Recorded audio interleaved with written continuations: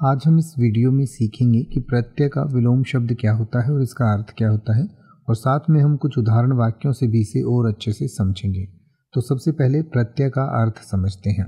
प्रत्यय का अर्थ होता है वे तत्व जो शब्द के अंत में लगकर दूसरे शब्द का अर्थ बदल देते हैं। यानी कि कुछ ऐसे तत्व होते हैं जो शब्द के अंत में लगकर उसका अर्थ बदल देते हैं, तो उन्हें प्रत्यय कहा जाता है। तो प्रत्यय का विलोम शब्द यानी कि विपरीतार्थक शब्द होता है उपसर्ग, और उपसर्ग का अर्थ होता है वे तत्व जो शब्द से पहले लगकर शब्द का अर्थ बदल देते हैं, उन्हें उपसर्ग कहा जाता है।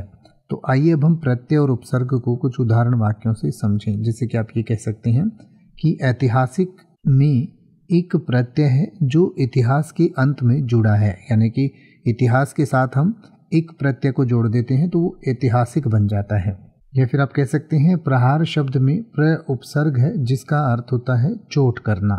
और प्रत्यय और उपसर्ग में एक और बात होती है, एक और विशेष बात ध्यान देने वाली होती है कि प्रत्यय जो है वो शब्द के अंत में जब लगते हैं तो उसका अर्थ जो है वो उसके इर्द गिर्द ही रहता है, उस शब्द के इर्द गिर्द ही उसका अर्थ रहेगा। लेकिन उपसर्ग जो है कई बार उसका अर्थ बिल्कुल पूरी तरीके से बदल देते हैं। अब आप किसी भी वर्ड का मतलब हिंदी और इंग्लिश में YouTube पर सर्च कर सकते हैं। आपको मेरी वीडियो मिल जाएगी जिसमें आप बिना किसी फालतू बकवास के सीधा उस वर्ड का मतलब समझ पाएंगे। तो ऐसी ही वीडियोस को देखते रहने के लिए चैनल को सब्सक्राइब करें और बेल आइकन को प्रेस करें।